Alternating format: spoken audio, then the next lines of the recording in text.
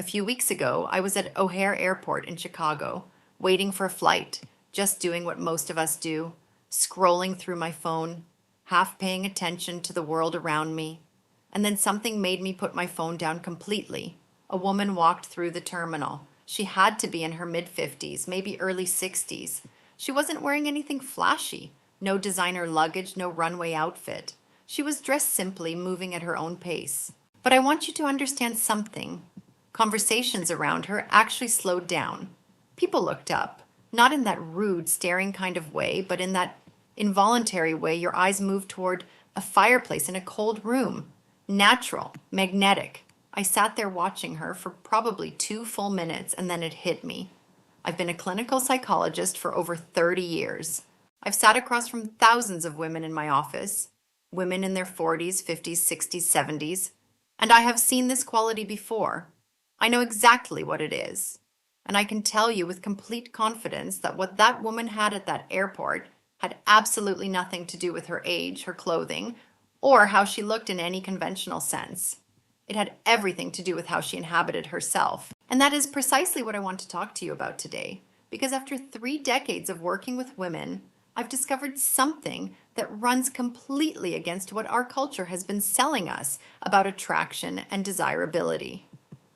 The truth is this: the most irresistible woman in any room is not the one trying hardest to be irresistible. She's the one who has found something far more powerful than any technique or strategy. She has found her own essence, and she has learned to live inside it fully. What I'm going to share with you today are not tricks. They're not formulas. They're not a checklist you run through before a date. These are 4 ways of being that, when you genuinely integrate them into your life, transform not just how others perceive you, but how you perceive yourself. Because the most powerful attraction always moves from the inside out, never the other way around. Now, I want to address something directly before we go any further, because it matters.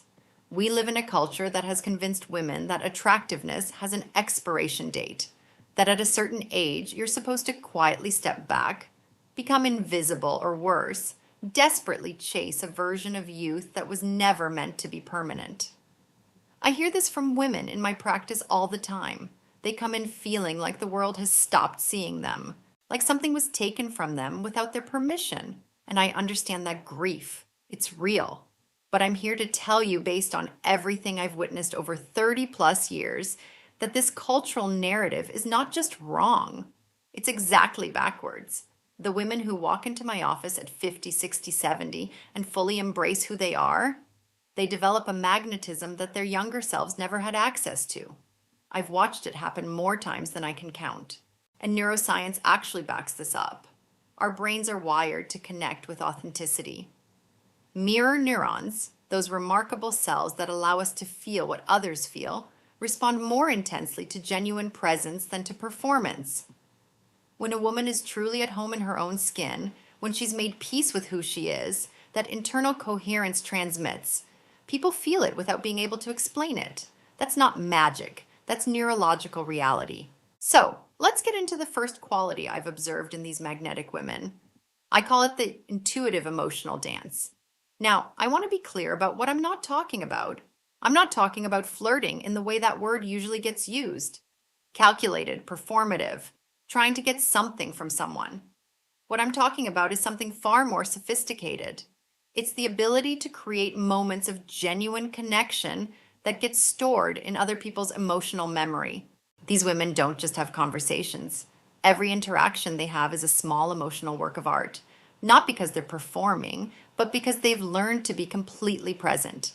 They make the person in front of them feel truly seen, heard, like they matter.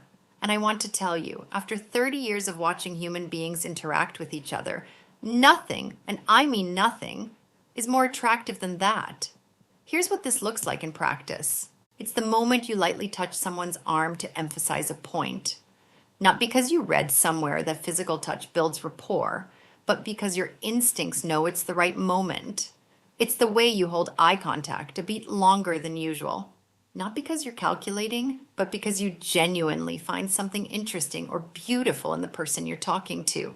It's using someone's name when you speak to them, not as a sales technique, but because you've developed the capacity to truly see people, to honor their individuality, to recognize that they are a whole, specific, irreplaceable human being. When you do this, you're activating deep neurological centers in another person's brain, areas associated with recognition, with feeling valued, with personal significance. That's a profound thing to give another person. And here's what I find particularly beautiful about this quality. It deepens with age. A young woman can be physically gorgeous and still not have access to this. This comes from living, from having had real conversations that mattered, from loss that cracked you open, from joy that you savored instead of rushing past. A woman who has lived through things and integrated those experiences has an emotional repertoire that simply isn't available to someone who hasn't been around long enough to develop it. She knows when to be playful and when to go deep. She knows when to give someone space and when to move closer. She knows when humor releases tension and when silence says more than any word could. But, and this is critical, the intuitive emotional dance only works when it's genuine. Our nervous systems are extraordinarily sophisticated lie detectors. You can fake a lot of things, but real presence has a frequency that cannot be imitated, which is why the foundation of everything I'm sharing today is this. You have to do your own inner work first. Heal what needs healing. Make peace with your history. Develop that internal quiet from which you can connect with others without neediness, without a hidden agenda, simply from the abundance of a woman who is complete in herself. Picture this. A woman walks into a room. Maybe it's a dinner party. Maybe it's a work event. And without trying, without forcing anything, just by being naturally and warmly herself, she makes the people around her feel better about who they are. That's the intuitive emotional dance. It's not manipulation, it's mutual elevation. It's not seduction, it's genuine connection. This naturally leads to the second quality I've observed in truly magnetic women, and I call it the quiet authority. When I say authority, I'm not talking about dominance. I'm not talking about being the loudest person in the room or taking up space in an aggressive way. I'm talking about that centered presence that emerges when a woman knows who she is and genuinely doesn't need to prove it to anyone. Here's something I've noticed over 30 years of practice. Women who have lived long enough to know their own storms and to learn how to navigate them develop a kind of confidence that is entirely different from the bravado of youth. It doesn't shout. It doesn't constantly defend itself. It doesn't need external validation to stay standing. This quiet authority shows up in the simplest things. The way a woman walks when she's stopped rushing toward places she doesn't actually want to be. She moves with intention. She occupies her space without apologizing for it. There's something profoundly attractive about a woman who isn't running toward anything or away from anything, who is simply where she is, fully present and complete. But it goes deeper than posture. It shows up in how she speaks, with clarity, without searching for approval in every sentence, without ending statements as if they were questions. It shows up in her ability to say no without guilt and yes without fear, in the unspoken knowledge that her value is simply not up for negotiation. From a neurological standpoint, this quiet authority triggers what researchers call neurological respect. When our brains perceive someone who is centered, who isn't constantly scanning for validation or approval, we automatically assign that person higher social value. It's an evolutionary mechanism. Internal strength reads as deeply desirable. Now, I want to flag something I see constantly in my practice because it's a real trap. Many women confuse authority with rigidity. Or worse, they believe that to be strong, they need to close off their hearts. That to be independent, they have to refuse softness. I want to name that directly. This is a profound mistake that moves them further from their actual power. True feminine authority is like water, fluid, adaptable, but with enormous force behind it. It's the ability to stay rooted in your own essence while navigating the full complexity of human relationships. It means being vulnerable without being fragile, firm without being brittle, loving without being desperate for love in return. And I will tell you this from everything I've witnessed. This quality tends to arrive after difficulty, not unprocessed trauma that builds walls. That's something different, and it deserves real attention and healing. I'm talking about experiences that have been genuinely worked through. Grief that became wisdom, disappointment that became discernment, fear that was faced and didn't kill you. When a woman has walked through hard things and found her own capacity to sustain herself, she develops a confidence that is simply unshakable, and that is magnetic. Which brings me to the third quality, what I call being a conscious presence ambassador. In our hyper-connected, deeply disconnected world, a woman who knows how to be truly present becomes an emotional sanctuary for the people around her. And I want to be precise about what I mean by present, because I'm not just talking about putting your phone away during a conversation. That's the floor, not the ceiling. True presence is a way of being that requires something much more developed, what psychology calls advanced emotional regulation. It's the capacity to be so fully with yourself that you can create an emotionally safe space for others to be fully themselves. When a woman develops this conscious presence, something remarkable happens in her interactions. People naturally open up to her. They share things they rarely tell anyone. And the reason is neurological. Her regulated nervous system invites regulation in others. Her internal calm generates calm in the environment around her. Her emotional stability becomes an anchor. Now, here's something I have to be very clear about, because I see this misunderstood all the time.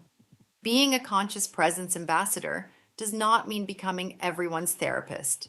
It does not mean absorbing other people's pain or sacrificing your own emotional stability. That is not presence.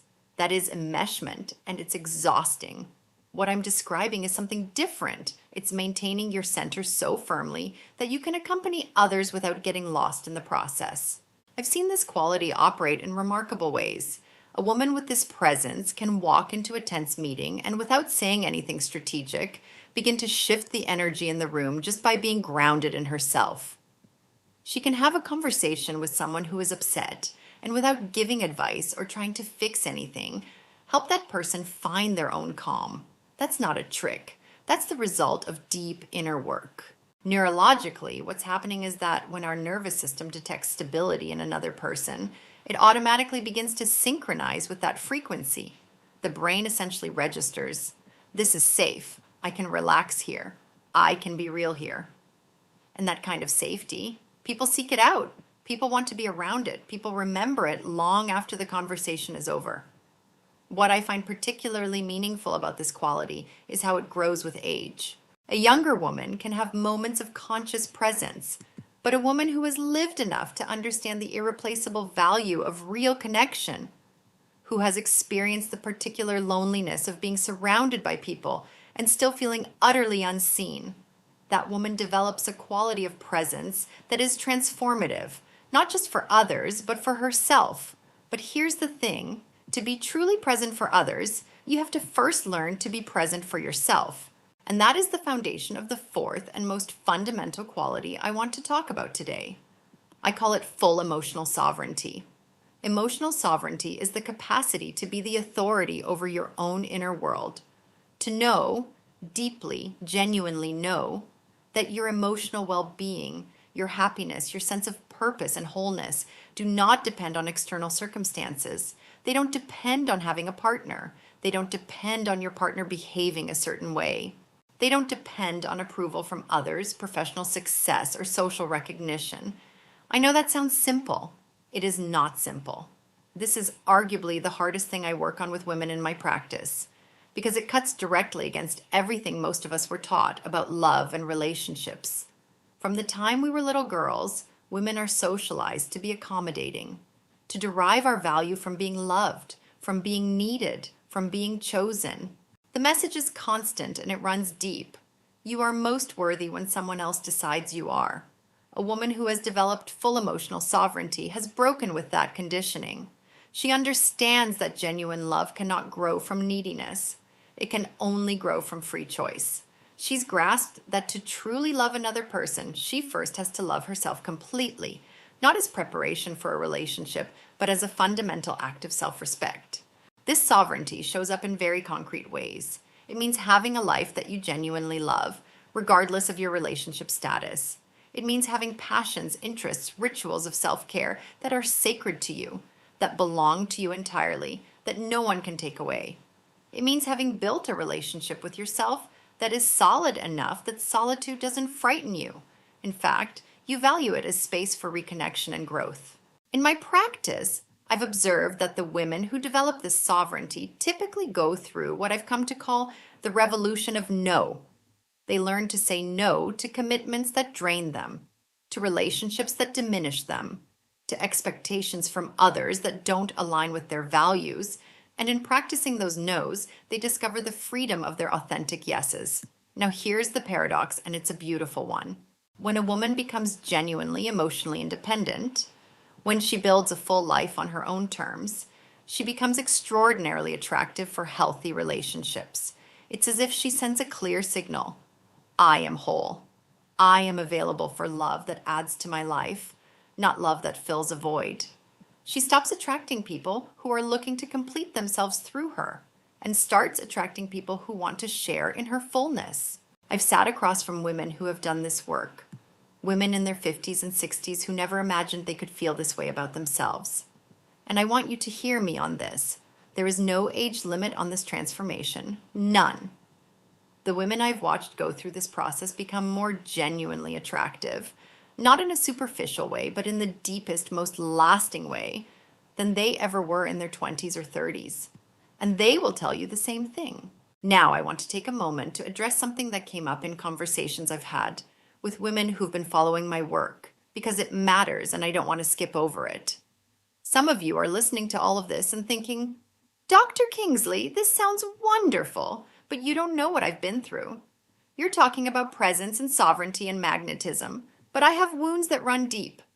I was in a marriage that took something from me. I experienced things that damaged my sense of self in ways I'm still figuring out. And to you, I want to say directly, you are not disqualified from any of this. In fact, everything I'm describing, the intuitive, emotional dance, the quiet authority, the conscious presence, the sovereignty, all of it actually grows most powerfully through the process of genuine healing, not through pretending the damage didn't happen, not through rushing past the grief, but through sitting with what is real, getting support when you need it, and doing the honest work of integrating your experience into your story rather than being imprisoned by it. If you have lived through serious trauma, and I know many of you have, I want to be clear that healing is not a solo sport. Please reach out to a professional. Bring in support. You do not have to carry that alone, and you should not try to. What I've described today is on the other side of that healing process, not instead of it. Because here's what I know after 30 plus years. A woman who has done genuine healing work and come out the other side carries a wisdom in her body that cannot be faked, bought, or rushed. Her hard-earned understanding of herself, the fact that she has been broken and rebuilt, not in the old shape, but in a truer one, is part of what makes her so extraordinarily compelling to be around. The women I've watched transform in my practice are not the ones who had the easiest lives. They're the ones who took their lives seriously, who refused to stay stuck in versions of themselves that no longer fit, who were willing to do the uncomfortable work of becoming more real. And what I want to say to all of you, wherever you are right now in this process, is that these 4 qualities are not a destination. They're not something you achieve and then you're done. They're an ongoing practice, a daily choice. Some days you'll feel fully in your sovereignty and your quiet authority, and other days you'll feel like you're starting from scratch. That's not failure, that's being human. What matters is the direction you're moving. And here's something I want you to really take in, because I think it's the most important thing I'll say today. These qualities are not strategies to attract someone. They're not a program you run to get a specific outcome in your dating life or your social life. They're an invitation to become the most authentic, whole, and powerful version of yourself. And from that place, everything that comes into your life is an addition, a celebration, an expansion of the abundance you already are. In a culture obsessed with youth, a woman who has embraced her own wisdom is genuinely magnetic. In a society that teaches us to seek love from a place of scarcity, a woman who loves from a place of abundance is transformative. In a world full of performance and pretense, A woman who is simply, completely, unapologetically real, that woman is revolutionary. I've been doing this work for over 30 years. I've sat with women at some of the lowest points of their lives and watched them become the most luminous versions of themselves. I've watched women in their 60s discover parts of themselves that had been dormant for decades. I've watched women who believed their best years were behind them realize, with this look on their face I'll never forget, that they were just getting started. That is not a fairy tale. That is what happens when a woman stops trying to be what the world told her to be and starts being who she actually is. The woman who moves through the world with intuitive emotional grace, who carries her quiet authority like something she was born with, who creates conscious presence wherever she goes, who lives from full emotional sovereignty. She is not some rare, gifted exception. She is you when you stop waiting for permission and start doing the work. You don't need to change who you are for anyone.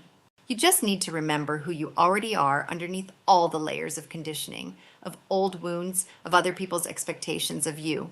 That woman is already inside you. She has always been there. She just needs you to invite her out, to give her room to breathe, to trust the wisdom she has spent a lifetime accumulating. Because the world genuinely needs what you carry, not the polished performative version. The real one. The one who has lived and loved and lost and kept going anyway. The one who knows things that can only be learned through time. The one who, when she walks into a room, makes everyone around her feel like they just exhaled. That woman is already you. You just need to let her show up.